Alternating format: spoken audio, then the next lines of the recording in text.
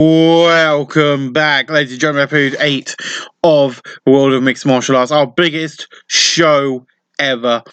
Oh, I need to get rid of that. You want to know what that's about? Go and watch Myths and Legends, Ghost Myths and Legends of England. It is on there, don't save that. Ladies and gentlemen, are you ready? Tonight we have Masatoda Funaki taking on Ken Shamrock. We have Joe Sun versus Raisen Yangisari. Kaizo Takanashi taking on Sean Doggerfrey. Taiso Endo versus Yokoshai Abe. Injo Tandoori taking on Sane Phaser. Takanari Funuki versus Brett Vale. Shogyo Hanatova versus Mumbai Yadama. Royce Gracie versus Fudor Slister. Fabe Gilligo versus Jack McLaughlin. Baz Rutten versus Marcy Smith. In the player lines, you've got Monak Akizona versus Dillison Mia. Emil Yogabath versus Orekio Goon. Kazuhashi Yakuzai versus Scott Baker. Zane Fraser, again, I ain't got rid of him yet, versus Andy Anderson. Dan Seven makes his debut against Joe Charles. And we got Melton Brown versus Yokosai Murray in our prelims tonight. Are you ready? Let's hit continue and let's read. So welcome to Beer Cat's pre-show analysis of AFL No Resource being held in Texas. This is the 6th AFL show of 1994. We have had a 2-week gap. We are due to have 10 main fights plus 6 preliminary fights.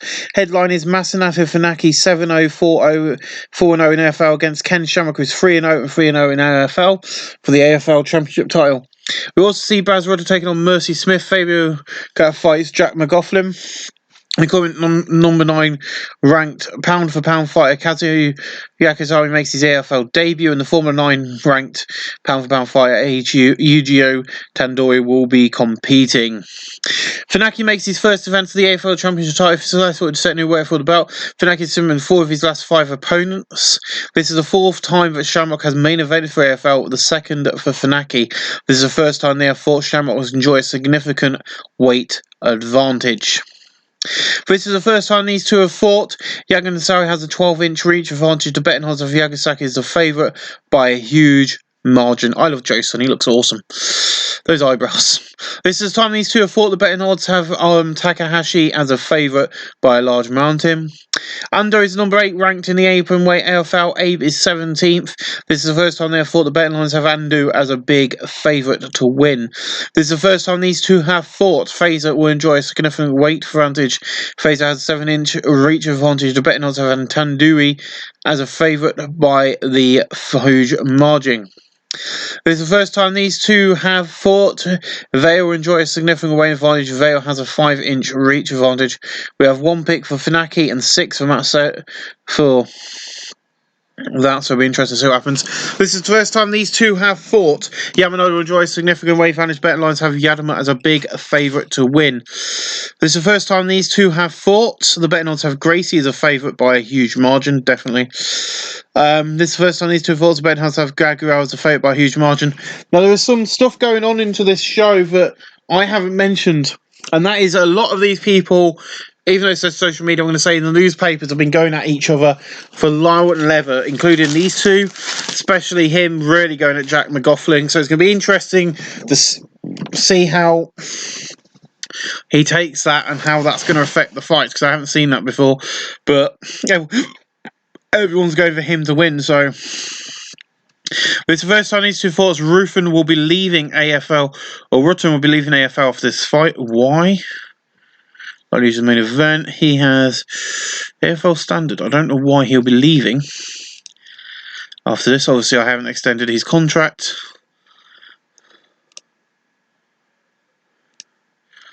Sweeten the deal. Okay, 2,000, not 20,000, 2,000. We're not that high in.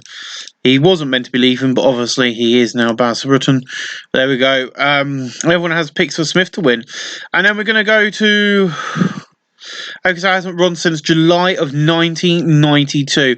So Miroy Akanai has not won since 1992. So it's going to be interesting. It's the first time these two have fought. Mia and Joy significant range advantage. Mia has a 6-3 advantage, betting herself Okusai is a favourite by a huge margin. So we'll see if he gets a win in this.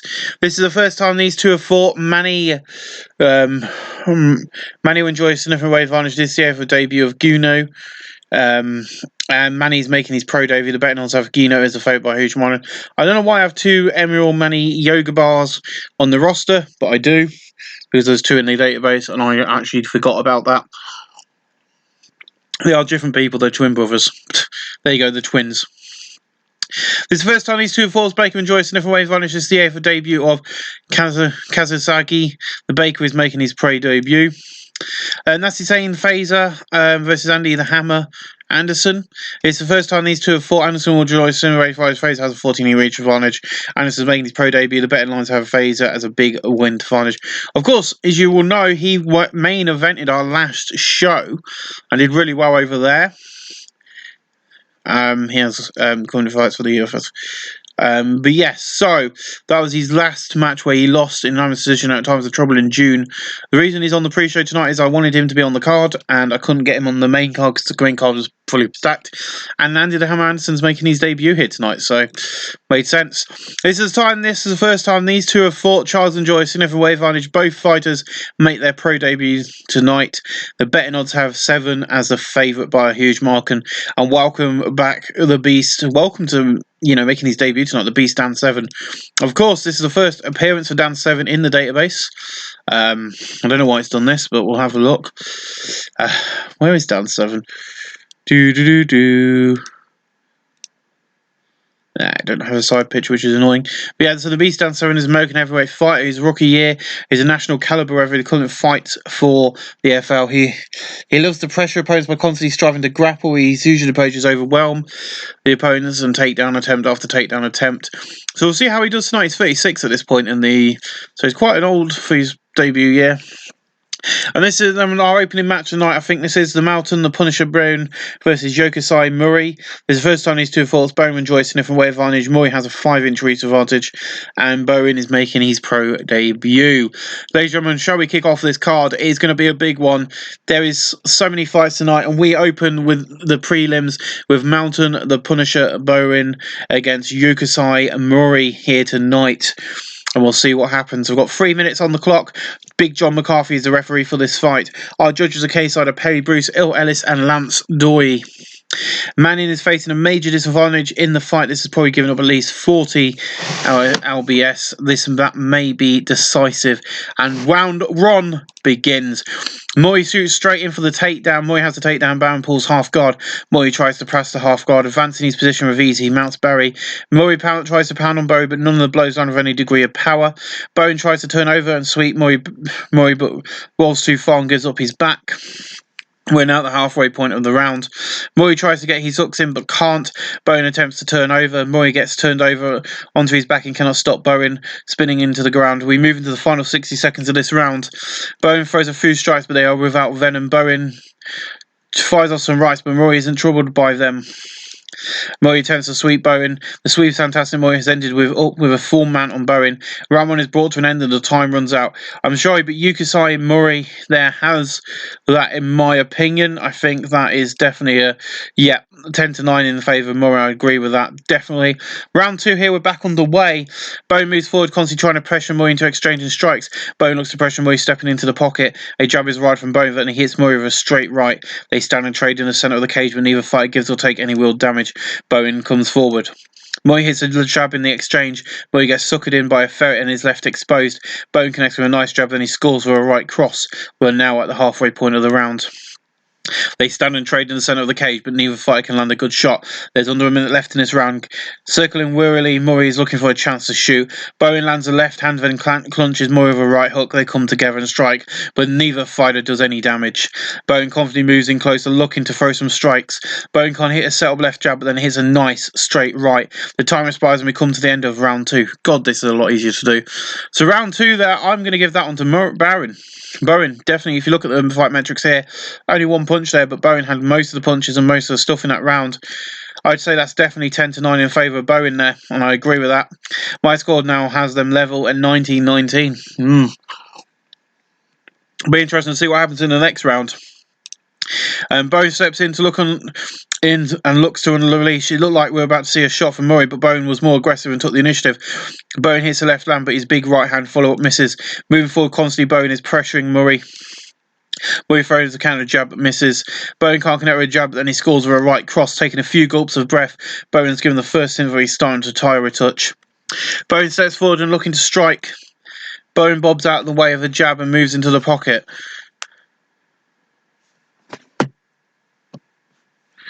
Sorry guys, I'm just going to check something because it's all gone. And he catches Murray with the right hook. They come together and strike, but neither fight does any damage. Bowen lands a left jab but finds nothing but air with a big right. We're into the final minute of the round. Bowen stalks forward, pressuring Murray. Bowen looks to pressure Murray, stepping into the pocket. Bowen connects with a nice jab, then he lands a right hand. The two combatants meet in the centre and start to strike. Bowen lands a 1-2. Murray finds a way past his opponent guard and lands a sharp 1-2. The round expires.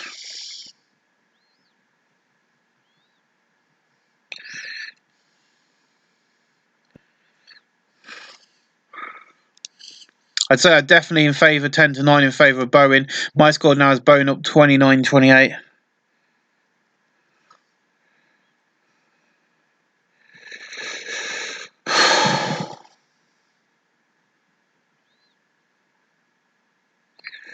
But I think we're going to see Bowen really starting to come up.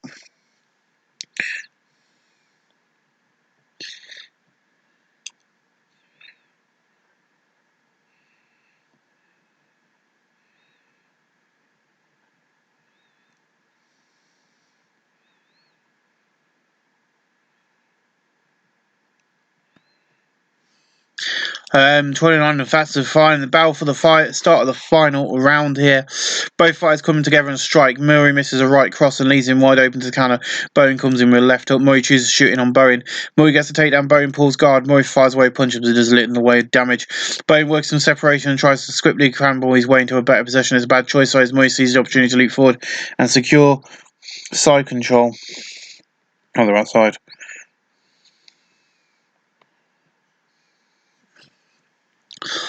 It's a side control. Murray begins to working to get a mount. He mounts Bowen. Murray unloads with some right hands, but Bowen deals with them comfortably. Bowen tries to move Murray enough to get half guard, but can't get enough space. Murray pounds away with right hands, but doesn't do much damage. Bowen tries to sweep from the bottom of the mount, but doesn't budge Murray. Murray fires off some rights, but Bowen's in trouble by them. Bowen tries to get half guard and can't. The time expires on round 4, and that is the end of the fight.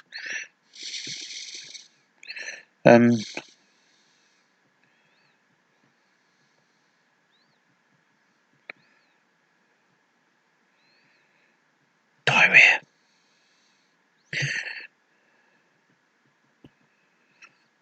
I'm talking about my cats if anyone's interested. Well, I just said that word very quietly.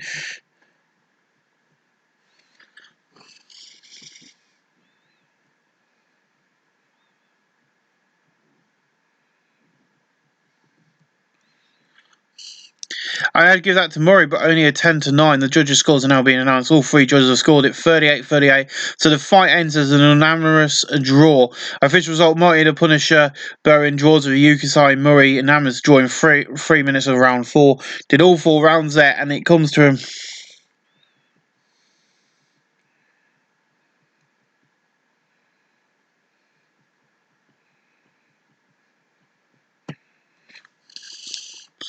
And we're going to go to the next fight then. Let's see what happens next.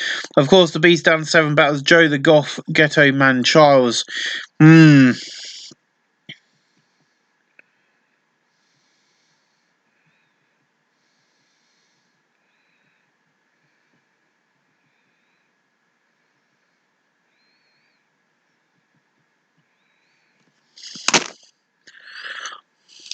John McCarthy is the referee for this fight.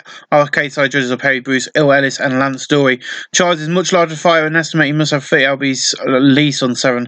That could prove significant as the fight unfolds. We are underway. 7 shoots in for the takedown. The takedown is complete. 7 gets side control from it. Inside control, 7 begins working to get the mount. Advancing in position, he gets the mount. 7 unloads with big rights and lands a few powerful shots. 7 fireaways with punches, but Charles deals with them fairly. 7 pounds well on Charles, but can't land anything. 7, we're past the halfway mark of this round.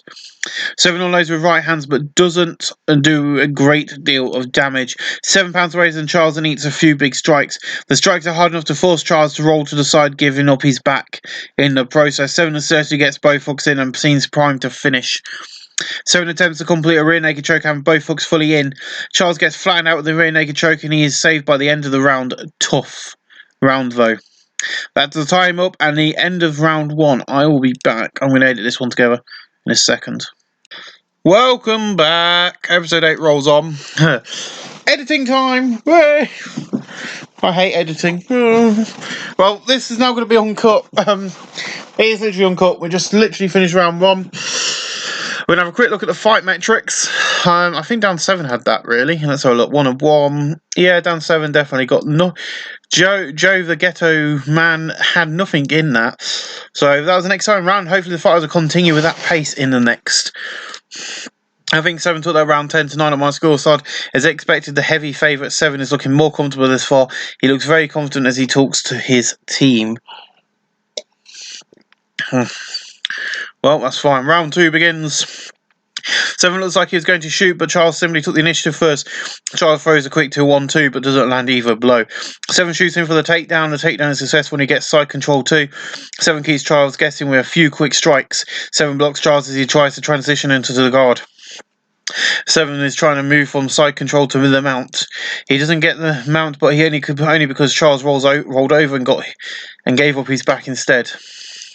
7 tries to get the rear naked choke applied. Charles doesn't allow the rear naked choke to be applied. The time expires and we come to the end of round 2. And once again, I'm giving that one to 7. No surprise there. I think 7 took that round 10-9 on my scorecards. That's 7 up 2018 on my scorecard. Round 3 begins. 7 comes straight in looking for the takedown. He drives forward a double leg triumph takedown. Charles is swept off his feet backwards. Charles is left seated with his back to the cage with 7 holding him down. Charles has yet to stop a single takedown from the 3 he has faced. 7 tries to improve his position. 7 mount shows his ground skill and gets full mount. 7 fires away and manages to connect with 2 or 3 heavy shots that rock Charles. 7 unloads with big rights and lands a few powerful shots. We now passed under the halfway mark in this round. 7 fires off some more rights, but Charles isn't in trouble by them. Charles throws 3 from the bottom of the mount but gets rolled and 7 has his back. Charles finds himself in major trouble. 7 applies a tight body triangle. With a body triangle, 7 tries to flatten Charles out for the rear naked choke. Charles gets flattened out with the rear naked choke and is saved by the end of the round though. So the rear naked choke gets on, but 7 needs to work quicker on that because the round comes to an end. But once again, 7, in my opinion, let's have a look at the fight metrics. Yep, definitely 7 there again. Yep, 10-9. 7's got this in the back. So he either needs Joe the Ghetto Man needs to finish this off in this round, or he's going to lose. And here we go, one last round. 7 comes in looking for the takedown. 7 gets a single leg takedown. Charles pulls guard off it.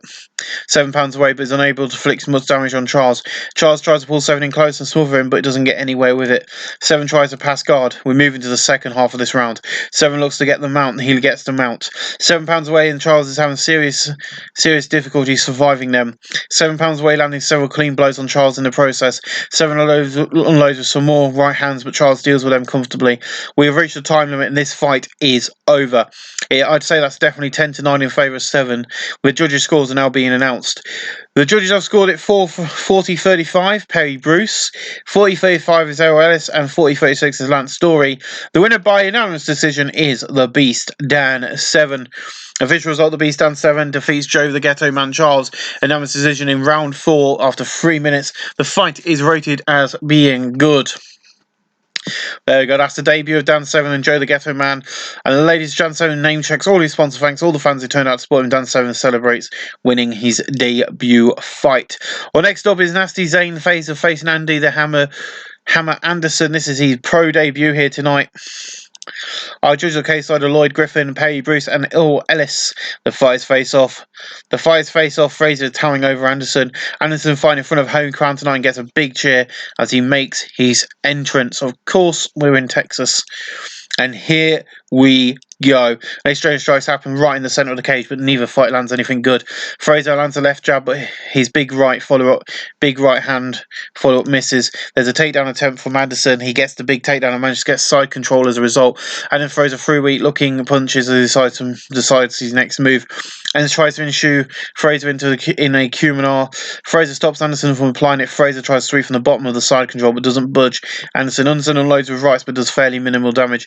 Anderson continues in an attempt by Fraser to sweep him by taking his back. The round one is brought to an end as the time runs out. Let's have a look at the fake matrix. Only one punch there, 1-11. I'm giving that one to Andy Anderson. Personally, full of action. Hopefully we get more of the same to come. I say it's definitely 10-9 in favour of Anderson. So would I. There's a buzz in the air. I don't think many people expect Anderson to start this well. Let's not forget that he's the heavy underdog in this fight. Round 2 begins. Fraser can't connect with his set-up strike, but then it hits Anderson with a beauty of a straight right. Fraser steps forward and a striking exchange begins. Anderson fires off a counter jab but doesn't connect. Fraser can't hit a set-up left jab, but he scores with a right cross that landed hard. Fraser initiates an exchange of strikes. Anderson hits a counter left hand. A jab is wide from Fraser, but then he lands a big right hand. The fighters go toe-to-toe with strikes, but neither lands anything significant in the exchange. We now pass the halfway mark in this round. Anderson looked like he was going to step in and grapple, but Fraser simply took the initiative first. Fraser can't connect with set-up strikes, but then he hits a nice straight right but lands hard. Fraser comes forward to attack. Anderson fires off a counter jab but doesn't connect. Fraser lands a jab, then he scores with a big right cross that landed hard. They come together and trade lever, but neither fighter really does any damage. The fighters come together and strike, but it's really tentative and nothing comes of it. The time runs out on round 2. So that round goes to Zane Fraser this time. Great round, very exciting. That round goes to Fraser, 10-9 on my scorecard. That makes 19-19 on my scorecard. It's all square.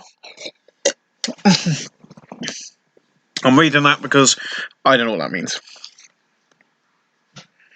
I'm just going to clean my glasses, sort my eyes out. Right.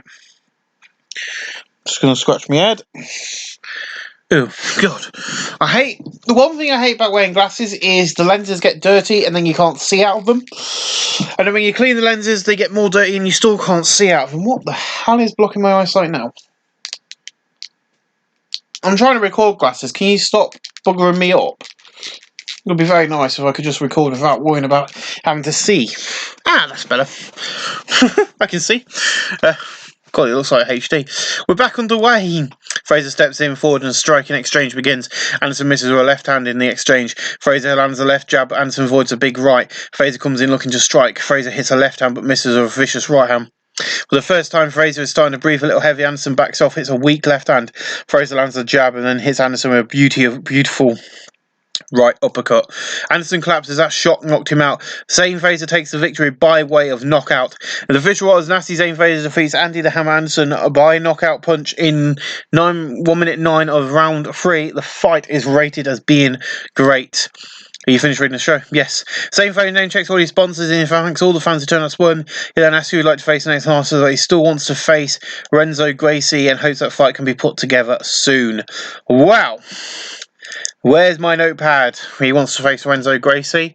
I can promise you that Renzo Gracie versus Zane Fraser will probably happen in December. If that's what he wants, that's what he's going to get. And he better wish.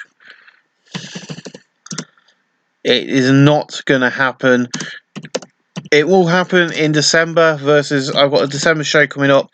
And Renzo Gracie, I'm not sure if he's on our roster. I'll have to look for him, but yes, he will be fighting Renzo Gracie at that show. Maybe not in the main event, but it will be happening. Moving on, as Casimir Kakasuyu squares off with Scott Baker here tonight from Iowa.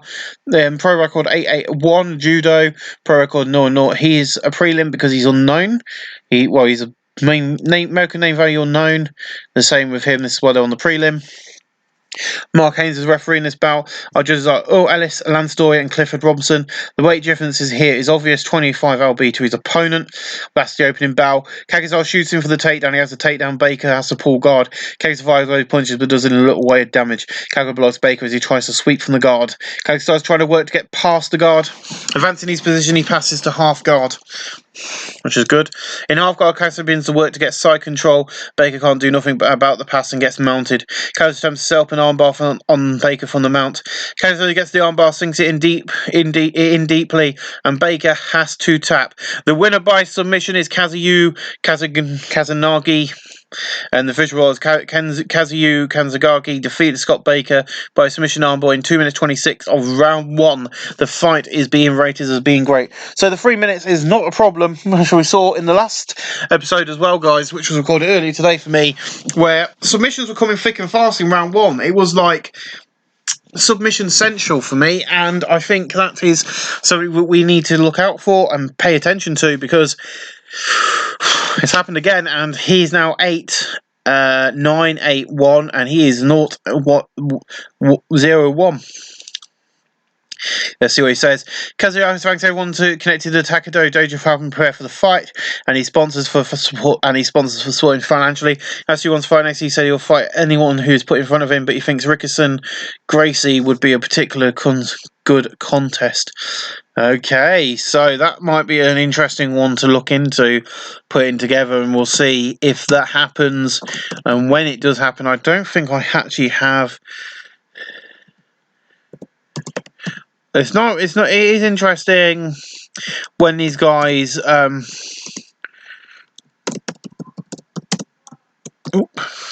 CS. What does CS mean, guys? Can someone please tell me? I don't think Rickson Gracie's been on. I think he's in action here tonight in a fight, so it'll be interesting to see. I think it'll be quite nice to see what happens in that one if we put them two together. Next up is Emmanuel Manny Yoruba squaring off with the Japanese sensation Iwakio Gono. I think this is the debut. I don't know why I've got two Emmanuel Manibars just saying this. Nancia Sumata. Okay. The referee Shane Reyes, the judges for the battle Lloyd Griffin, Perry Bruce and Oles. Pro record 1-0 and 0-0. Samoan versus kickboxing. Manny's much larger fighter, an estimate 8, must have 8, and that'll be on Gino. That could prove sniffing as a fight unfolds. The fight begins. The two fighters come together and strike, but it's really tentative and nothing comes of it. Gino comes forward to attack. Gino steps into the pocket, showing little fear of Manny. Murray buys a ferret and is left open. Gino hits a jab and lands a right hand. There's a stranger strikes at relative close range, but nothing really lands. Manny's starting to slow down a touch, perhaps conserving a little energy. Gino forces an exchange of strikes. Manny throws a counter jab but misses. Gino hits a left jab and then lands a right hand. We go past the halfway point of this round, and this strange strike does not produce any damage. Gino stalks forward, pressuring Manny. Manny lands two left hands in the exchange. Gino lands a left hand and then he scores with a right cross. Gino moves forward, constantly trying to pressure Manny into the exchange. Manny hits the two counter left hands. The jab hits home from Gino and then lands a right hand. Gino hits a left jab and scores with a right cross. The time is end up in that round, and I'm giving that round to Hirokio Gino there. As you can see, 10 punches ain't to 4. Definitely Japanese sensation. I think he's low-level regional in Central America, and American has a name no very likely used it on a premium card, but hopefully we use him, get some wins on him. We can make him a star as well. I've got some ideas, and my idea is to get rid of all the faceless people as soon as possible. So we'll see what happens. Ooh, I've got a bloody tissue on my side of the bed. Forgot about that. You see confidence rising in Gino. He knows that this is his fight. Is his fight to lose now. Well, we'll see. We're back on the way. The two fighters come forward and engage. Gino is off target with a jab, but hits a right cross. Manny is off target with a left jab, but hits a right hand. Manny's looking very tired. Manny looks very tired. Gets grabbed by Gino. Using his wrestling skills, Gino's trying to push Manny up against the cage. Gino does it. Manny's stuck with his back to the cage. Gino catches Manny with knee strikes to the ribs from the clinch while he's pressed up against the cage. Gino keeps Manny up against the cage with wrestling, then uses a hard foot stomp. Gino smothers Manny against the cage, then hits him with a knee strike to the ribs. Gino tries to throw a knee to the thigh, but Manny uses a wrestling to prevent it. We're now halfway point of the round. Manny is controlled up against the cage and takes an elbow to the face on the clinch. Gino catches Manny with the elbow to face on the clinch while he's pressed up against the cage. The end of the round is coming quick. There's under a minute left. The lengthy period of statement results in the referee separating the two fighters engaged with strikes, but neither lands anything worthwhile. Shoulders hunched, Manny studies his opponent looking for an opportunity. The two fighters come forward and engage. Gino counters a right hand with a jab and a right hook. Seeing that Manny looks shattered, Gino easily pulls him into the clinch. Gino's trying to muscle Manny up against the cage. Gino can't do it though and ends up being out-wrestled in the grapple. Manny looks for the trip takedown. Gino stops the takedown attempt and uses his wrestling skills to take control of the grapple. Manny looks very, very tired. Time expires and we come to the end of round 2. Once again, I'm going to give that round to Irokio Gino here. And that round goes to Gino, 10-9 on my cards. 2018. Gino's head 2018 on my scorecards. We're back underway. The two fighters engage. Manny misses a right cross and leaves him open to the counter. Gino Curono attacks with a left cross. Gino grabs Manny, who looks shattered, and pulls him into the clinch. Gino's trying to muscle up Manny up against the cage. Manny ends up backed up against the cage. Gino pins Manny up against the cage and stomps down hard on his foot. Gino goes to use some dirty boxing, but Manny is aware of the danger and uses wrestling skill to prevent any damage from happening. Gino uses a hard foot stomp. Gino tries to use bouncy. But once again, we move into the second half of this round. Gino catches Manny with knee strikes to the thigh. Manny is controlled up against the cage and takes a hard foot stomp. Manny is controlled up against the cage and uses a sharp right to the ear. Gino goes to use some dirty boxing, but Manny is aware of the danger and uses wrestling skill to prevent any damage from happening. The lack of progress forces referee Shane Breers to separate the fighters. Gino is slowing just a little as he starts to get into the gas tank a bit. The two fighters engage. Manny misses a right cross and leaves him wide open to the counter. Gino comes in with a jab and a right cross. Manny looks totally gassed. Gino noticed some instruction from his corner with a relaxed nod of the head. That's the time up end of the round. Well, they could have done that after. Once again, Gino's got this round 10-9 again. Manny's in deep trouble with only one round remaining. I think he needs to finish or he will lose the fight. Manny collapses onto his stool looking completely drained and utterly miserable. That's the bell and the start of the final round. Both fights come together. Manny misses a right hook and leaves himself home to be countered with a right hand. A jab is wide from Gino, but then he hits Manny with a straight right. A jab hits home from Gino and then he scores with a right cross. Manny looked like he was going to step in and grapple, but Gino simply took the initiative first. Gino can't connect with his self-strikes but then scores with a right cross. We pass the halfway mark of this round. Gino closes the distraction, obviously looking to strike.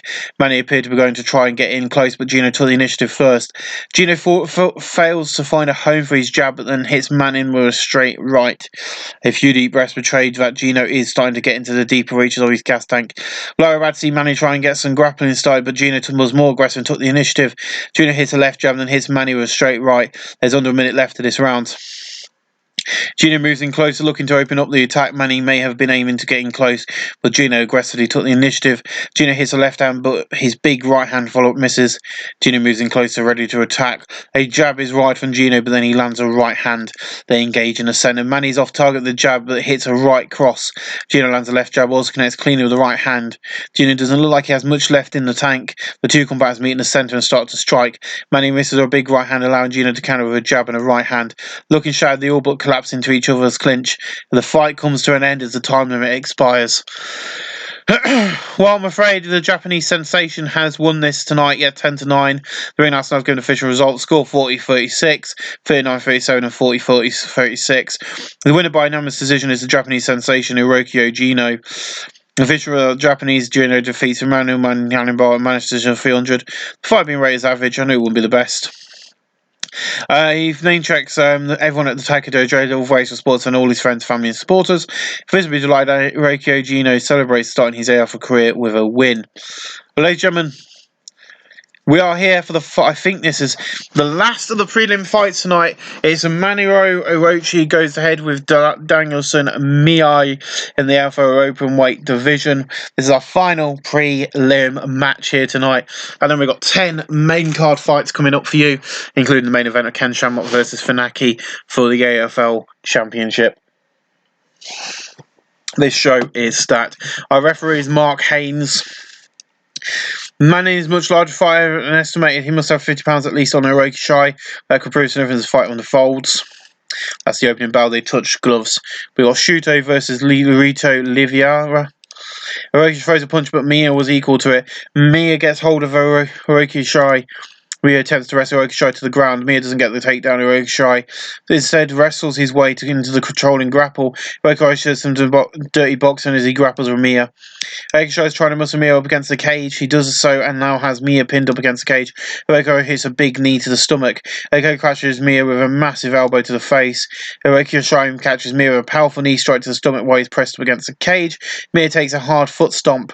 Hiroki catches Mia with a knee strike to the thigh. And that's the end of the round there. So I'd say that was definitely 10-9 in favour of Hiroki Shai. Hiroki Shai was the heavy favourite and he has stomped his authority on the fight in the first round. Mia showing clear signs of beating his body. Signs of the beating his body has taken this far tonight, and there are red marks all around his ribcage. That's about when round number 2 begins. Mia looked like he was going to step in and grapple, but Hiroki Shai similarly took the initiative first. Hiroki Shai throws a 1-2, but Mia was equal to it. A defensive jab hits from Mia. Hiroki Shai fails to find a home for his jab, but then scores with a right cross. Mia looked like he was going to step in and grapple, but Hiroki Shai similarly took the initiative first. Hiroki Shai throws a 2-quick punch, but doesn't hit with either.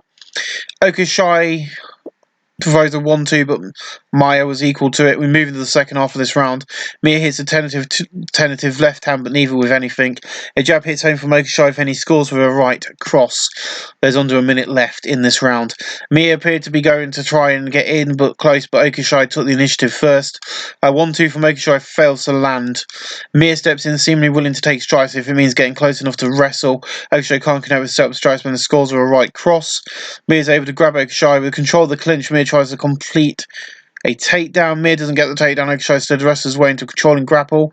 Round 2 is brought to the end as the time runs out. I think Denison Mia got the win in that one. 3-1-1-4. Maybe not. I think Hiroki Shai did. I'll give it to Hiroki Shai, yeah. I have Hiroki Shai ahead 2018, and here we go, round 3. Hiroki Shai lands the left jab but finds nothing but air with a big right. Mia seizes a chance and grabs Hiroki Shai into the clinch. Mia attempts to wrestle Hiroki Shai to the ground. Hiroki Shai stops the takedown attempt, uses wrestling skill to take control of the grapple. Hiroki Shai is looking to muscle Mia back against the cage. He does so and now has Mia pinned up against the cage. Mia is pressed up against the cage and simply can't break the control when Hiroki Shai has over him.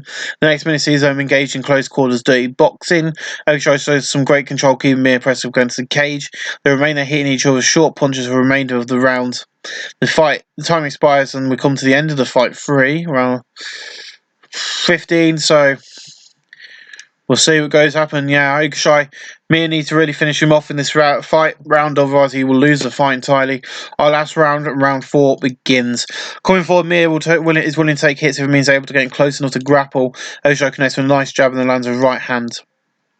Hiroki Shai lands a left jab but misses with a vicious right hand. Hiroki Shai is still moving well, but he is definitely breathing a little deeper now. A jab is wide from Hiroki Shai, but then he scores on a right cross. Blood is visible on Mia. A strike looks to have opened up a nasty cut above the eye. Hiroki Shai connects with a nice jab and then hits Mia with a straight right. We are now at the halfway point of the round. Hiroki Shai moves in on Mia, preparing to throw. Mia appeared to be going to try and get in close. Hiroki Shai took the initiative first. A jab lands from Hiroki Shai, but Mia evades a big right punch. Coming forward, Mia is willing to take some hits if it means being able to get close enough to grapple. Hiroki Shai connects with a nice jab and then hits a nice straight right. There's under a minute left in this round. A jab hits home from Hiroki Shai and he lands a right hand. Hiroki Shai throws a 2-punch combo, but Mia avoids both. The time runs out at the end of that fight, and that is going to be Hiroki Shai getting the win throughout there. And I feel sorry for Danielson. He put his body on the line there. I had to give that round to Hiroki Shai, but only 10-9. The judges' score now being announced. All judges have scored it 40-36. Moroyo Hiroki Shai wins by unanimous decision. In 3 minutes round, the fight has been rated as average. These two could likely uses on main card, and the same for him. But great way to finish the prelims there, and we're going to head into the main card. Miro, thanks everyone for supporting. He praised Mir for a tough fight, and his sponsors, and all the same usual stickle. And we open up tonight with Mercy Mo Smith versus Aljupo Bass Rutan tonight, who was meant to be leaving after this match, but we have sorted that out so that he will be stuck around, hopefully. He's 3-1. Is a 3-1 as Dutch over been confirmed 1 year. He's a high-level boxer. He's accomplished Muay Thai fight. He's accomplished Taito Refer. He's accomplished Karate. He accomplished fights for the AFL and UFC. He's a very quick heavy arse, so he's well known for blasting opponents with lots of leg kicks. And then Master Smith, he's accomplished kick. He's been around 4-0. So it's 3-1 and 4-0. And this is the main card opener. So hopefully Big John McCarthy is referee for this fight. We have 10 more fights, ladies and gentlemen. So sit back, relax, and enjoy this episode because it's going to be bloody long when I edit it together. Lloyd Griffin and Perry Bruce.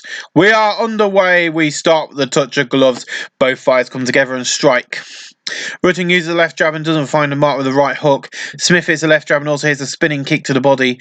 Both fighters move in and engage. Rutten dodges a right hand and counter-attacks with a jab and a big right hand but just misses. They engage in the centre. Smith hits a jab but he has a right hook blocked. Rutten scores with a jab and also scores with a left kick to the body. And exchange strikes does not produce any damage. We go past the halfway point of this round. The two combatants meet in the centre and start to strike. Rutten slips past the right hook, attempting attacks with a jab and a big right hand but just misses. The two fighters come forward and engage. Rutten slips past the right hook, attempting attacks with a right cross. There's under a minute left in this round. The two combatants meet in the centre and start to strike. Rutten slips past the right hook, attempting attacks with a left hook. Both fighters meet in the centre. There's a quick exchange of strikes, but nobody manages to land anything significant. If you go by this, is 24 minutes, and I think the first bit was 18. Rutten is all right off target with a head kick. Smith throws a right head kick but doesn't make contact. Both fighters meet in the centre. Smith misses a jab but lands a leg kick. Rutten lands two jabs and also lands a left kick to the rib cage. The time runs out of round 1. I'll give that round to Rutten, but only 10-9. Okay, we're back underway. Both fighters come together and strike. Smith lands a left jab but misses with a low kick. Rutten scores with a jab and also lands a left kick to the body. The two fighters come forward and engage. Smith lands a left jab and also lands a left kick to the ribcage. Rutten uses a left jab and also lands a low kick. Smith acknowledges some instruction from his corner with a cut nod and returns his full attention to the fight. Both fighters come together and strike. Rutten dodges a right-handed counterattacks with a brace of jabs that are followed by a spin kick but fails to find a home. Two fighters engage. Rutten dodges a right hand and counter-attacks with a spin kick. We now pass the halfway mark in this round. The two combatants meet in the centre and start to strike. Smith misses a big right hand, allowing Rutten to counter with a left jab and a solid right hand. Smith has been totally outstruck so far in this fight. We're moving to the final 60 seconds of this round. The two fighters come forward and engage. Rutten uses a left jab but doesn't connect with a low kick. Smith hits a jab and also lands a left kick to the ribcage. Smith starting to slow down a touch, perhaps conserving a little energy. Two fighters engage. Rutten doesn't connect with a brace of jabs but scores with a left kick to the body. Smith hits a left jab and also scores with a quick kick to the lead leg. Both fighters move and engage. Rutten is off target with the left jab and hits a left hook to the body. Smith is off target with the left jab but connects with a right hand. The time runs out in round 2. Fight metrics. I forget to do this. I'll give that one to, once again, Baz Rutten. Smith is really not... That was the most exciting round we've ever seen. Hopefully things will pick up in the next one. Oh, that wasn't the most exciting round we've ever seen. I was going to say. I thought it was quite exciting. That round goes to Rutten, 10-9 on my cards. I have Rutten ahead 2018. We're back underway. The two fighters engage with strikes, but neither can land a significant shot. They come together and strike. Smith is off target with a left jab, but scores with a left kick to the body. Rutten lands a spin kick to the body. Rutten is still moving well, but he's definitely breathing a little deeper now. Rutten acknowledges some instruction from his corner with a relaxed nod of the head. They engage in the centre. Rutten sits past the right hook and counter with a left jab and a low kick but doesn't connect. A quick exchange of strikes doesn't lead to anything. We're now past the halfway mark in this round. Both fighters step in and strike. Rutten lands a left kick to the ribcage. Smith hints a couple of jabs but has a right hook blocked. We're into the final minute of the round. Both fighters step in and strike. Rutten tries a right hook but misses. Smith is off target with the left jab but also can't get a kick to the body.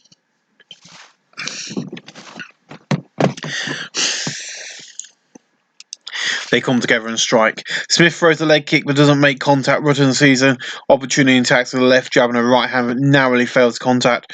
Two combatants meet in the centre and start to strike. Both fighters strike but nobody manages to land. Rutten misses a right hand. Smith misses a jab and also doesn't find the mark with the right hook. The two fighters stand and trade strikes. Neither lands a significant blow in the exchange. Time expires. We come to the end of round 3. There is some audibles from the crowd who that wasn't the most exciting round we've ever seen. I think Rutten took that round 10-9 on my scorecard. Well, I'm glad this is the opening match and not the main event. We can only go up from here. With one round left, Smith realistically needs to stop his opponent in order to win. And I need to sort my flipping... That's the bell, the start of the final round.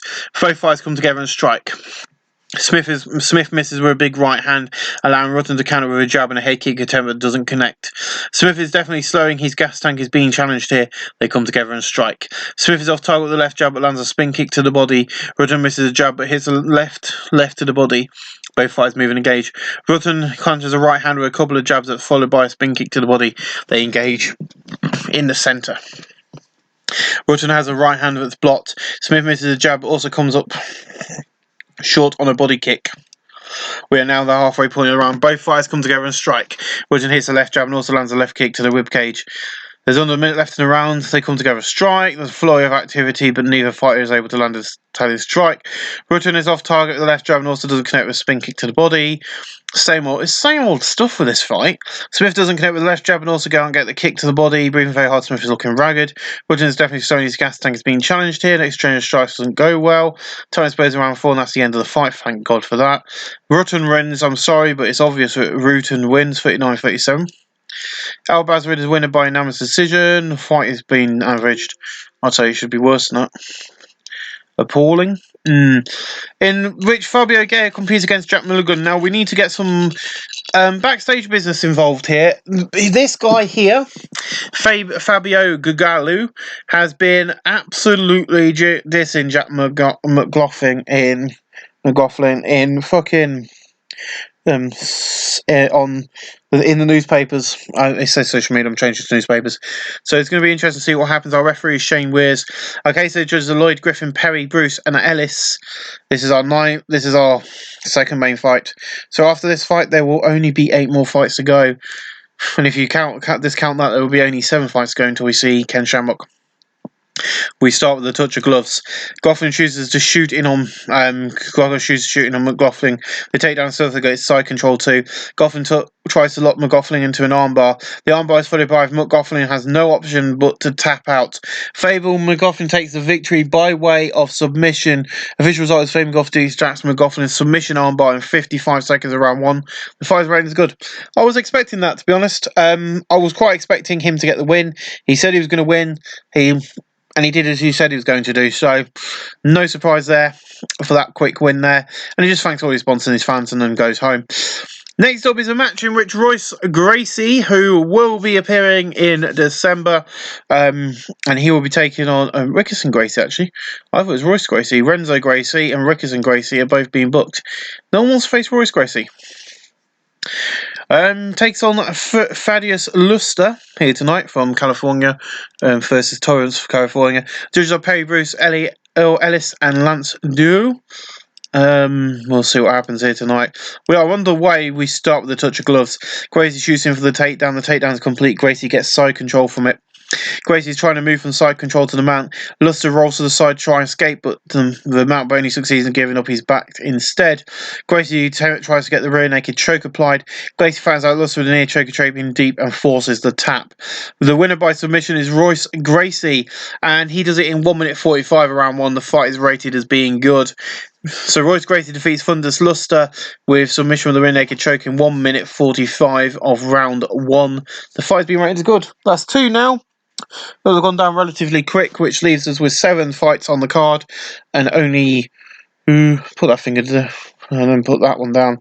That only leaves us, according to this, 6 fights before the main event. I don't agree with that somehow. Royce Gracie thanks his sponsors and all his fans. The interviewer asks who would be interested in fighting next, and he replies that Masato Funaki will be a tough challenge, and that would be one interested in. So it's an interesting lineup we're getting here of fights that I need to sort out for people. And I do like it more when I get told who to book, because I think it kind of gives it more, because we hear it a lot in modern day MMA from what I know, where they go, I want to face this guy. You know, I think this guy would be a good fight, and then it ends up happening. Yeah, MMA is still going ahead and still allowed to happen. It's classified as essential business, but I think UFC, what is it? Hold on, let's go into internet, please. Thank you. Microsoft Edge, other internet browsers are available, including Chrome, which I do highly recommend more. It doesn't want to do it. Because UFC haven't had many shows this year. In fact, I don't think they've had many shows because the only company that's doing shows at the moment is us. Good. Love Island's been cancelled. One of the greatest things, UFC 1 Denver, Colorado, the Auto Fighting Championship at the beginning. UFC scheduled next event is UFC 149 on May the 9th. You've also then got Jacksonville on the 13th and UFC Jacksonville on the 16th. Scatter 2. There's some good fights going on. I think UFC 24, that's happening on the 29th of February. I don't know why that hasn't come up then. UFC Norfolk, I don't think it was... 248, you've got Israel Adesanya faces Wmma for the middleweight title. You got for the straightweight title KO or TKO. Or was that already happened 8th of March? Why has it gone back to the 8th of March? What the hell is going on? 27th of June. Where is the UFC we were looking at? Next event. Here we go. So the bantamweight, see fewer fights. So the only fight we've got for that card at the moment on May 9th is the bantamweight title for Henry Cejudo versus Dominic Cruz, which sounds like an interesting fight to say the least. But anyway, let's get back to the game. Let's go back to our MMA back in 1994, guys. Next up is Sergio Haratovi going head-to-head with Mun by Yadama. The referee is Mark Harris. Our case judges are Lloyd Griffin, Perry Bruce, and Earl Ellis. Are you ready? Haratovi is fighting a major size different in this fight and probably giving up at least 50 lb, which may be size. And this is what I've noticed is even when they say that, it hasn't really been that much of a problem in our company. And I think that's something that we need to be aware of, is every time they go, ooh, that might be decisive, it hasn't really affected them at all. It kind of hasn't done them any effect. And I think that's something that, you need to be aware of, is they say this all the time, but it doesn't have any fight at all. And I think that's very important for people to...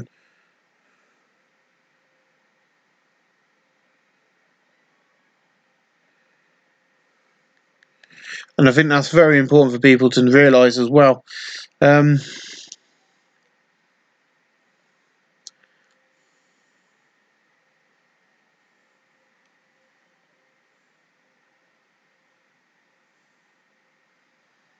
So actually, if you go onto the actual website of UFC, this is what I was doing. You got Tony Ferguson versus Justin Gabriel, Henry Cejudo versus Dominic Cruz, Francis Ngannou versus Jazaro Renzo, Jeremy Stephenson versus Ducati, and Greg Hardy versus Hugo de Castillo. And that's the main card. Anthony Perez versus Donny Crodo. Got a women's match on the prelim as well, which looks quite good. And then you've got early prelims, which are probably even before that.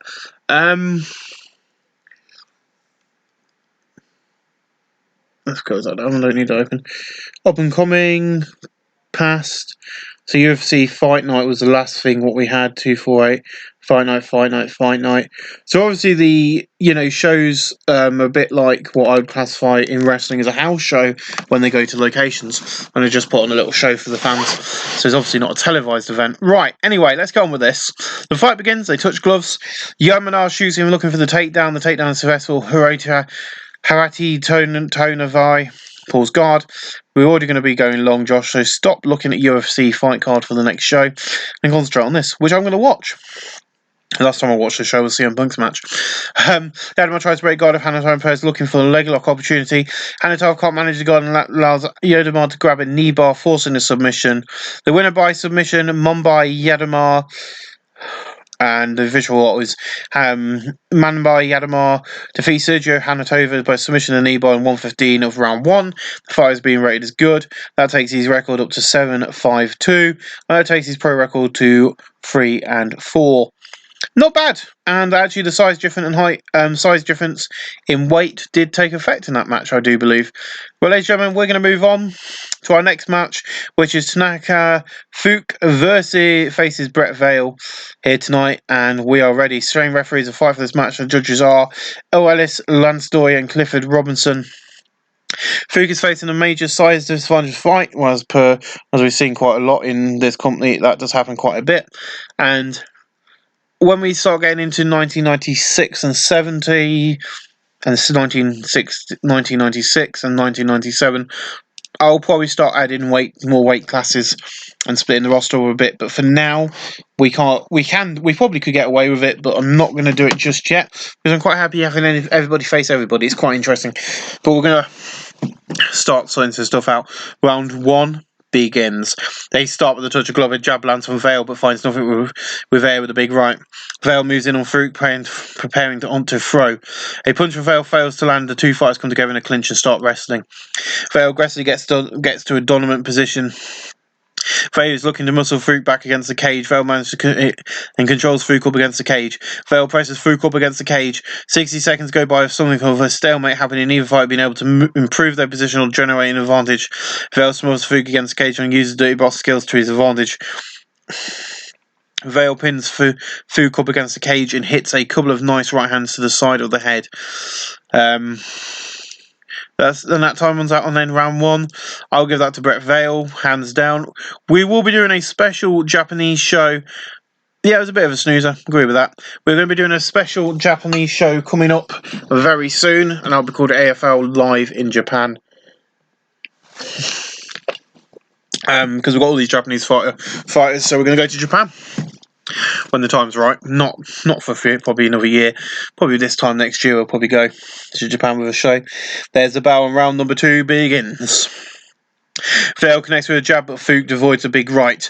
Both fighters seem to have the same idea and come together in a clinch. Vale manages to get control of the clinch. Vale's trying to muscle Fook up against the cage. Fook ends up back up against the cage. Vale smothers Fook against the cage and uses his dirty boxing skill to his advantage. Fook is trapped up against the cage.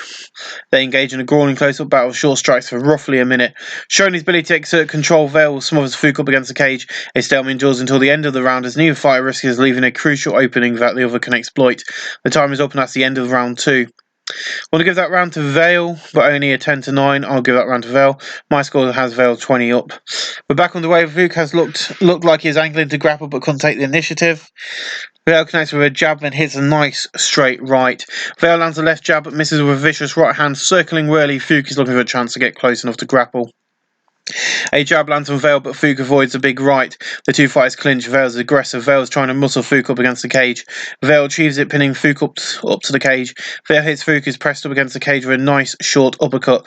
Vale smothers Fook up against the cage and scores with a left to the side of the stomach. Vale smothers Fook to the cage and uses his dirty boxing skills to his advantage. Skills. Let's have a look at this a minute. Strength, chin, constitute selling, with balancing, boxing power, boxing skill. There's no dirty boxing in here.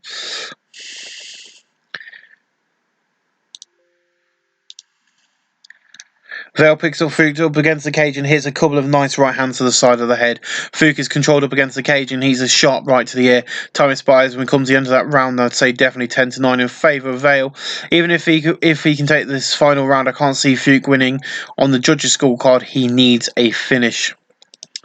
It's the final round. We're back on the way. A jab is wide from Vale, but then he catches Fook with a right hook. Fook looks for the trip takedown. He has to take down. Vale pulls guard. The next, not giving his opportunity any room to work, Fook keeps close to the body contact while throwing short strikes to the head and body. Fook has a problem keeping control of Vale, pulls them both back towards the cage side. Using the cage, Vale stands up. Fook still has control though.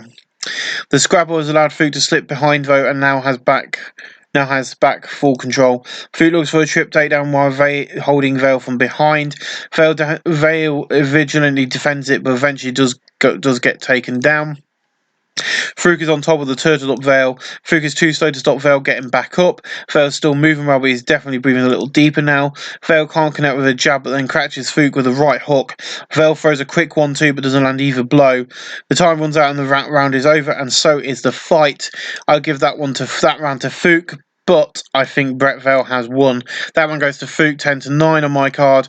The judges given their scorecard, which will be tonight. All judges scored the contest 39-37. The winner by unanimous decision is Bart Vale, And the official result, Bart Vale defeats Snacky Fook in unanimous decision in 3-01 of round 4. The fight is being rated as decent, which is pretty good. Let's leave the fight now, and we're going to move on to our... Vale took the microphone and reforms, but he's now hanging up his gloves for good. Thank you, Bart. Thank you, Bart. So Bart's hanging up his gloves to gloves at 37 years old, and we'll rank him for that. Nasty Zane Phaser. There's another Nasty Zane. How many Nasty Zane Phasers have I got? Oh, yeah, I've got 2 Nasty Zane Phasers, haven't I? And then I've got 2 Wmma. Is Yujo and Tandoori facing Nasty Zane Phaser? Shane Rose will be the referee. Our judges at the cage side are Little Ellis, Lance Doy, and Clifford Robson. Don't worry, if he loses, he'll be going. And so will the other and Tandoori after tonight. They'll both be released. I'll cut from the roster so that I ain't got duplicate people running about my company. Tandoori looked like he's angling for a takedown attempt but couldn't take the initiative. Phaser uses the left jab but misses with a vicious right hand. Phaser steps in and looks to release. Phaser throws a quick punch but doesn't land. Tandoori had looked like he's angling for a takedown attempt but couldn't take the initiative. Phaser lands a left jab but his big right hand follows up, misses. He passed the halfway mark of this round. Tandoori may have been set up to shoot, but Phaser aggressively took the initiative. Phaser throws two quick punches but doesn't hit with either. The 2 fighters come forward and engage. Phaser is off target with the left jab but hits a right cross. Tandoori doesn't connect with the left jab but hits a good right hand. We have 1 minute of the round remaining. Phaser moves in closer, ready to attack. Phaser connects with a nice jab, then hits Tandoori with a straight right. They stand and trade in the center of the cage, but neither fighter can land a good shot. Round 1 expires. I'm afraid, sadly, Zane Phaser got that round. Can you please win this fight, Eugene? Tandoori. This is not how we saw the fight going at all, and Tandoori looks a little shell-shocked too. And here we go, round 2. Phaser can't hit a set-up left jab, but then catches Tandoori with a right hook. Both fighters meet in the centre. Tandoori lands a left jab, but has a right hand taken on the glove. Phaser hits a left cross. Phaser's still moving well, but is definitely breathing a little deeper now. The 2 combatants meet in the centre and start to strike. Tandoori dodges right hand and counterattacks with a quick left jab and a good right hook. Tandoori appears to be going down for the takedown, but Phaser took the initiative first. Phaser throws a 2 quick punch, but doesn't hit with either. Moving the second half of the round, 2 combatants meet in the centre and start to strike. Tandoori dodges right hand and counters with a great right hook. Tandoori may have been setting up to shoot, but Phaser aggressively took the initiative. Phaser throws a quick 1-2, but doesn't land either bro. Tandoori chooses shooting on Phaser. The takedown is complete, and Tandoori gets side control from it. Tandoori fires away with hands, but Phaser doesn't take too much damage. Tandoori fires away with punches, but Phaser doesn't take any injury damage. Round 2 is brought to the end of the time runs out. Yep, definitely Tandoori wins in that one. 10-9 on my scorecards. I think that makes it 19-19. That's all square. We're back underway in round 3. There's a takedown attempt from Tandoori, and takedown is successful. You've almost got side control, but has to settle for half guard. Tandoori starts trying to work to get out of half guard and into a better position. Phaser can't keep his opponent in half guard, and Tandoori gains side control. Tandoori tries to lock Phaser into a Kuminari. Tandoori gets the Kuminari fully applied, and Phaser has to tap out. The winner by submission is Yuji Ono Tandoori. And there we go, submission of 123 round 3. The fighters rating being decent. Nasty Zane Phaser will be released. Eugene gives a name check to everyone at Gracie Hall Generals. He also is very sponsors, and his friends, and he challenge to show respect to his opponent. Another match is about to begin as Tashio Ando facing Yokushai Aibo. So let's have a look. Icon Air first done at 900 Japanese wrestling. So low level has no name value, low level regional. He's meant to be used on the main card, which he's been doing. The referee Shane Wears. Wrestling and brawling. The judges are Lloyd Griffin, Perry Bruce, and L. Ellis, and here we go. He touched gloves. Abe comes forward. Abe moves into the pocket. A jab hits home from Abe, then he hits an Anduri with a straight right. The 2 fighters stand and trade strike. Neither land a sniff and blow in the exchange. A jab hits home from Abe, then he scores with a right cross. Abe comes forward, walking down Abe. Abe manages to counter jab. Abe fails to find a home for his jab, but then he hits Abe with a straight right. We move into the second half of this round. The 2 fighters engage. Anduri is off target with the left jab, but hits a right cross. Abe finds a way past his opponent guard and lands a sharp 1-2. The end of the round is coming quick. There's under a minute left. An exchange strike doesn't go anywhere. They engage in the centre. Anduri misses a right cross that leaves him open. Abe attacks with a left jab and a right hand. The 2 fighters engage. Anduri uses a left jab but can't hit a right cross. Abe hits a left cross. The time runs out of round 1. Well, I'm sorry, but Yokusai Abe has that in the bag. I think Abe took that round 10-9 on my scorecard. I know that people might complain because certain people ain't got pictures. It's not very good for the eye. I don't care. As I said, as time goes on, a lot of these people without pictures will, of course, be phased out of the game entirely. This is not how we saw the fight going at all, and Andu looks a little shell-shocked too. Oh, here we go again. Here we go, round 2. They come together and strike. Abe slits past the right hook attempt and attacks with a jab and a right hand. The two fighters engage with strikes, but neither can land a significant shot. The two combatants meet in the centre and start to strike. Andu hits a left hand and Abe hits a left hand. Both fighters meet in the centre and Abe hits a left hand. Andu hits a left jab, but has a right hand taken on the gloves. We are now halfway point of this round. They stand and trade in the centre of the cage, but neither fighter can land a good shot. We have 1 minute of the round remaining. As Strand sees both fighters fail to land anything significant, both fighters step in and strike. To strike. Okay, Corey's. Andu misses a right cross and leaves him open to the counter. Abe attacks with a jab and a right cross. The time is up and that's the end of the round. And once again, Abe on top. We didn't see this going. That was an exciting round. Hopefully the fighters continue with that pace in the next round. I have to give that round to Abe, but only 10-9. Abe is ahead 2018 on my scorecard, and that's the bound. Round number 3 begins. Be interesting to see what happens in this one. Andu comes forward to attack. Andu throws a 1-2, but Abe was equal to it. The two fighters come forward and engage. Abe has a right hand blocked. For the first time, Abe is starting to breathe a little heavier. An extra strike doesn't go anywhere. They come together and strike. Andu misses a right hook and leaves himself open to be countered with a jab and a solid right hand. The two fighters engage. Andu is off target with a left jab and also doesn't find the mark with a right hook. Abe misses with a right hand. Both fighters move in and engage. Andu misses with a right cross that leaves him open to the counter. Abe here attacks with a left and jab and a right hand. We move into the final 6 seconds of this round. The two fighters come forward and engage. Andu scores with a jab but can't hit a right cross. Abe finds a good angle and lands a nice 1-2. They engage in the centre. Andu hits a left jab but misses a right hand. Abe lands a 1-2. The time is up and that's the end of the round. Fight metrics again. Yokusai Abe is bloody kicking ass here.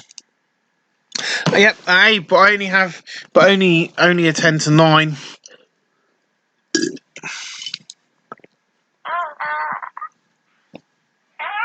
Oop.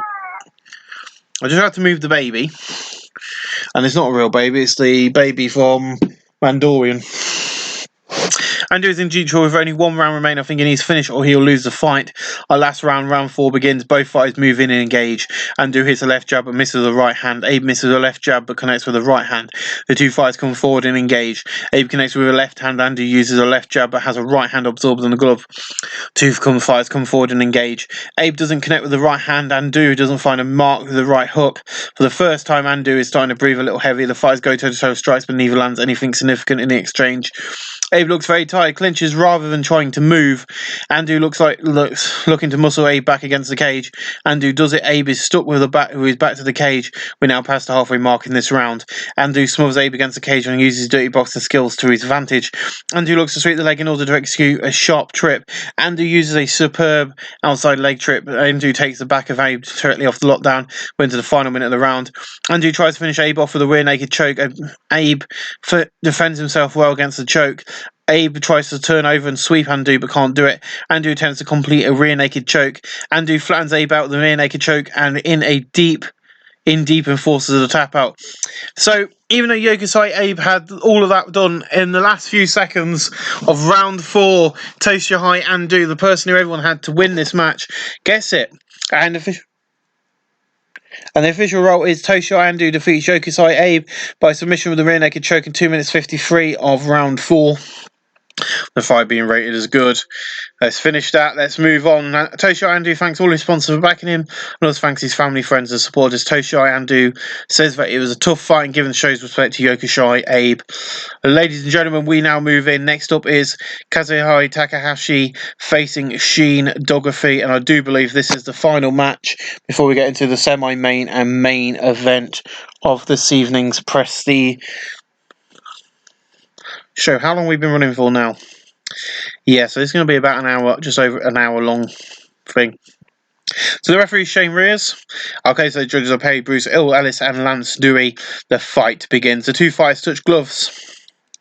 An exchange strike does not produce any damage. Exchange a few strikes, but nothing significant lands. They engage in the center. Doggerfee misses a right hook, then gets countered with a jab and a good right hand. A quick exchange strike does not lead to anything. We go past the halfway point of this round. Takahashi steps forward and striking exchange begins. Doggerfee throws a counter jab but misses. Takahashi lands a jab and then catches Doggerfee with a right hook. There's under a minute left of this round. Both fighters meet in the centre. Takahashi sits past a right hook and counters with a jab and a right hand that narrowly fails to connect. Both fighters move in and engage. Doggerfee misses a right cross that leaves him open to a counter. Takahashi tags with a nice right hook. They stand and trade in the centre of the cage, but neither fighter lands a good shot. The time expires and we come to the end. Yep, so Kazuho Takahashi definitely wins round 1 there. What does that say?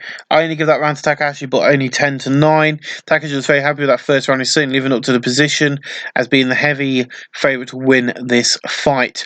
It's going to be a real lot of struggle for Doggerfee from this point onward. That's about round number 2. The fighters come forward and engage. Doggerfee misses a right hook and gets countered with a left cross. Doggerfee looks like been cut above his eye. Blood is trickling down. Both fighters meet in the centre. Doggerfee misses a big right hand, putting him off balance and throw, allowing Takahashi to attack him with a left jab and a right cross. The two combatants meet in the centre and start to strike. Takahashi misses with a right hand. Doggerfee misses a jab and also has a right hand absorbed on the glove. The two combatants meet in the centre and start to strike. Doggerfee misses with a big right hand, allowing Takahashi to counter with a solid right hand. We pass the halfway mark of this round. A quick exchange of strikes doesn't lead to anything. The two fighters engage. Doggerfee misses a right hook and gets countered with a jab, and a right hand narrowly fails to connect. The two combatants meet in the centre and start to strike. Doggerfee misses a right hook and gets countered with a left jab and a right hook. Round 2 expires as time expires. Doggerfee didn't get anything in, so that's Takahashi again. 10-9 in favour of Takahashi. I have Takahashi at 10-18. The corner goes to work between rounds trying to close the cut on Doggerfee. And here we go, round 3. An exchange strikes happen right in the centre of the cage, but neither fighter lands anything good. Takahashi's slowing just a little bit as he starts getting the gas tank a bit. They come together and strike. Doggerfee misses a right cross that leaves him wide open to the counter. Takahashi comes in with a left jab and a big right hand that just misses. Both fighters meet in the centre. And Doggerfee lands a left hook. Takahashi scores with a great right hook. Doggerfee has been totally outstruck so far in this fight. Takahashi, a few gulps of breath. Doggerfee is given the first since he's starting to tire a touch. They come together and strike. Doggerfee misses the right cross that leaves him wide open to the counter. Takahashi comes in with a nice left hand. Doggerfee comes forward and the two fighters start trading blows. Takahashi scores with 2 counter jabs. Doggerfee throws a quick 1-2 but doesn't land either blow. We're moving to the final 60 seconds. They stand and trading blows but neither can land anything damaging. Both fighters move and engage. Doggerfee misses a right hook and gets countered with a left jab and a good right hand. Round 3 is brought to an end as the time runs out. Once again, Takahashi wins that round. So Takahashi's got this. Doggerfee is in deep trouble with only 1 round remaining. He needs to finish or he will lose the fight. As a bell, they come together and strike. Takahashi dodges a right hand and counterattacks with a jab and a right hand.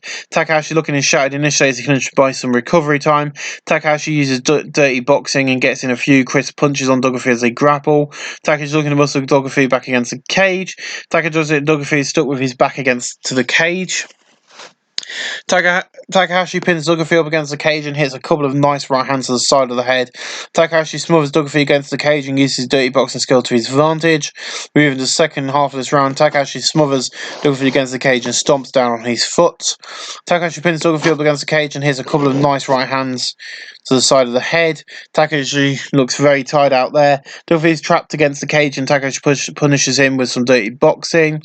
And again, and the lack of progress forces the referee to separate the two fighters. Both fighters step in a strike. Doggerfee misses a big right hand, putting him off balance, allowing Takahashi to attack with a jab and a nice record. Time runs over. It was definitely Takahashi's going to be winning that one. Yet 40-36. Kazuho Takahashi is the winner by unanimous decision. There we go. Decent fight. He says there's a lot of space for digging some Shane Doggerfee and praises his toughness, which is good. Let's put you there. My beautiful. I absolutely love this.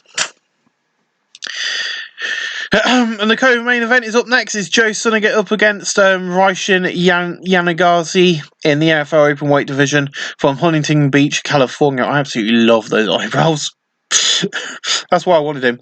So at the moment, both of these guys, he's only got Raishin Yanagazi. He's only got 1 win under his belt, whereas Joe Sun hasn't got anything, and he obviously needs the win here tonight to get him up on that score sheet. But the AFL, well, we're going to be watching this fight very closely. Obviously, referee is Mark Haynes. Our ringside, our judges at Rick Cage side are Clifford, Robinson, Lloyd Griffin, and Perry Bruce. Perry Bruce. The fighters face off. Yagasar towering over Joe Sun, and here we go. The fighters touch glove.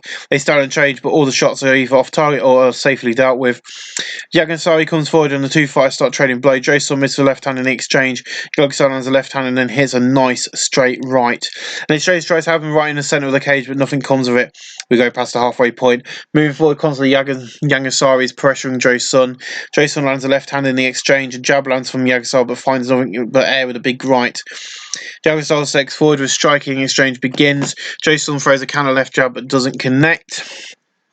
Yagasari lifts the left hand but finds with air with a big right.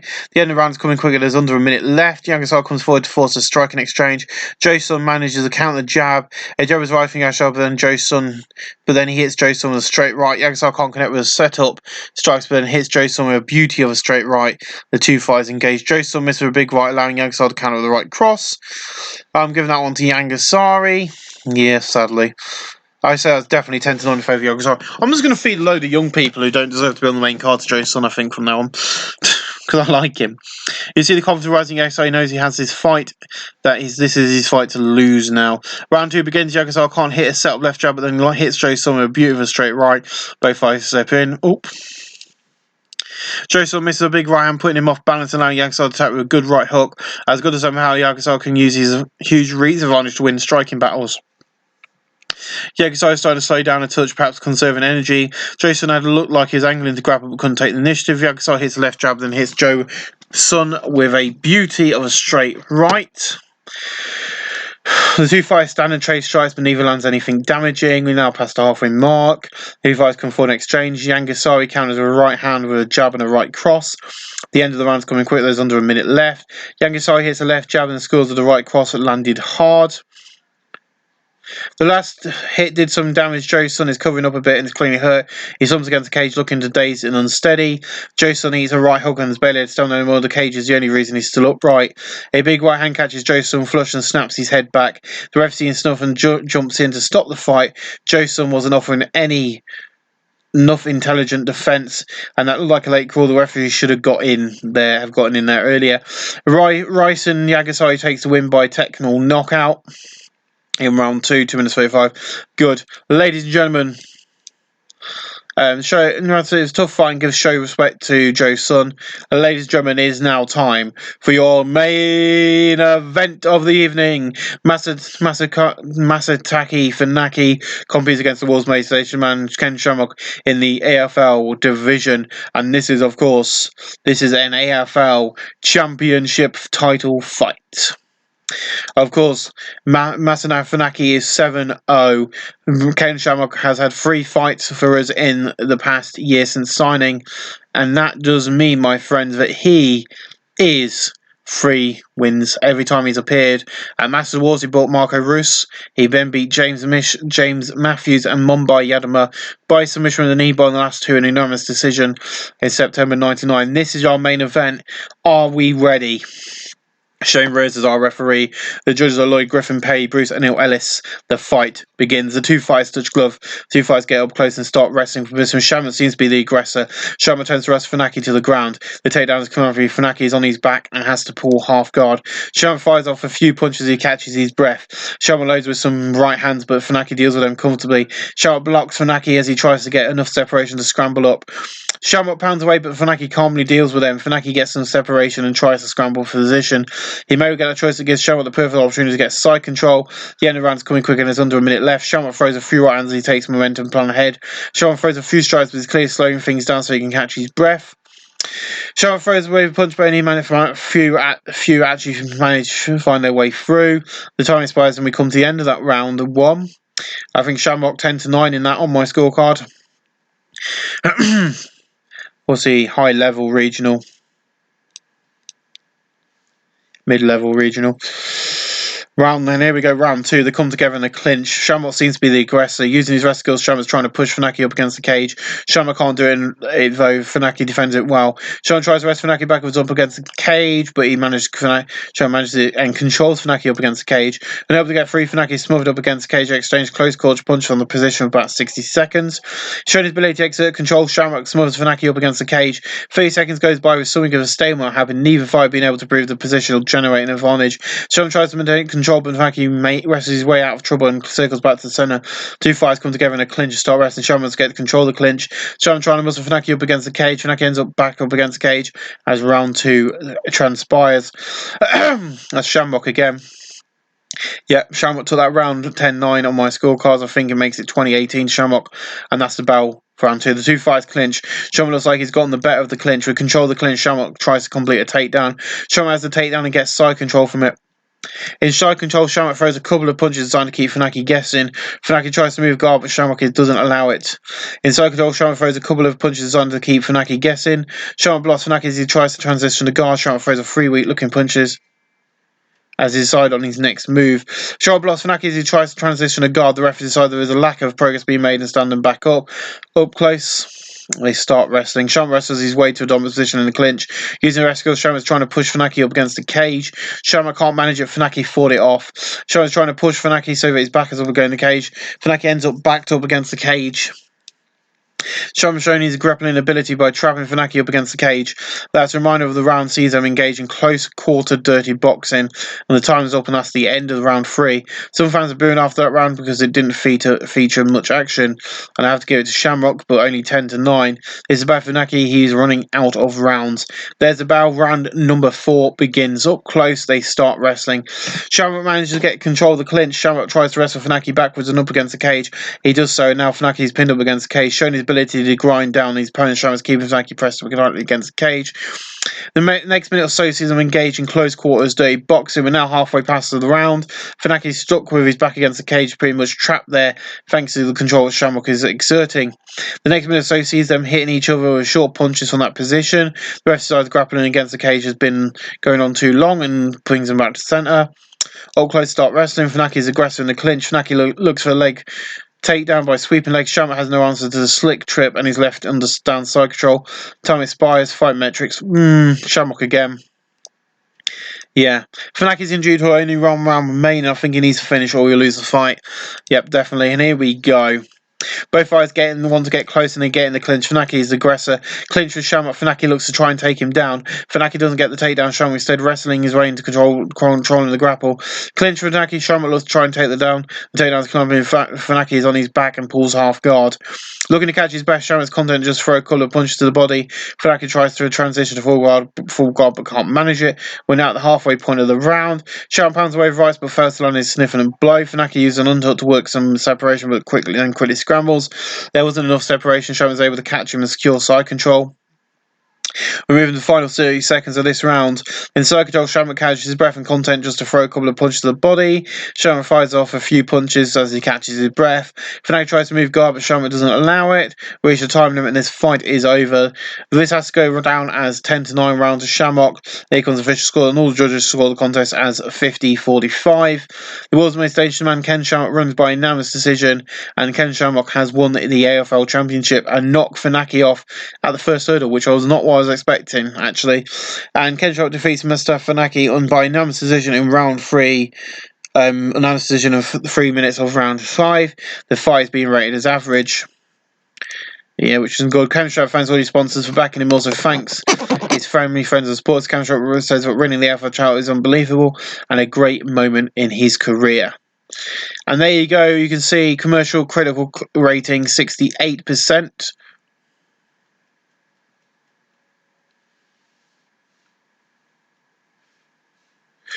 Which is good. Not the best show. I thought this would have been better, to be honest, but a critical commercial rating 51%, which doesn't really do as well. Unknown.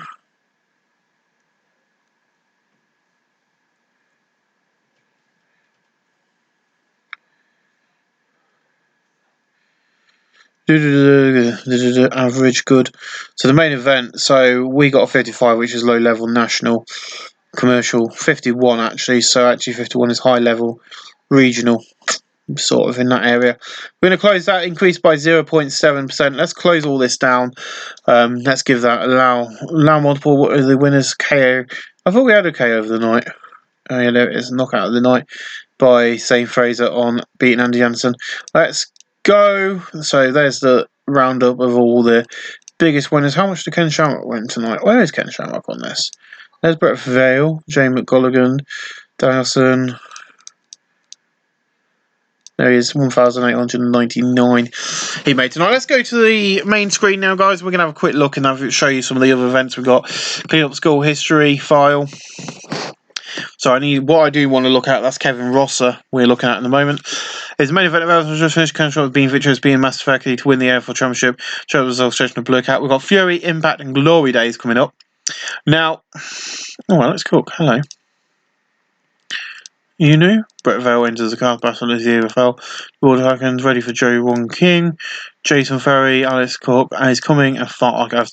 So, AFL Fury is coming up in Sunday week 4, and there is your card. You can have a quick look at that. I'm not going to go through it all because my voice is going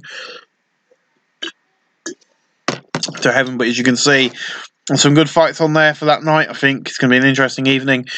Has no prelim. AFL Fury has one prelim bout as well. This is AFL. This is the AFL Impact. No prelims on that, and this is AFL Glory Days. Nothing. Why? Because we've got the matches what people want.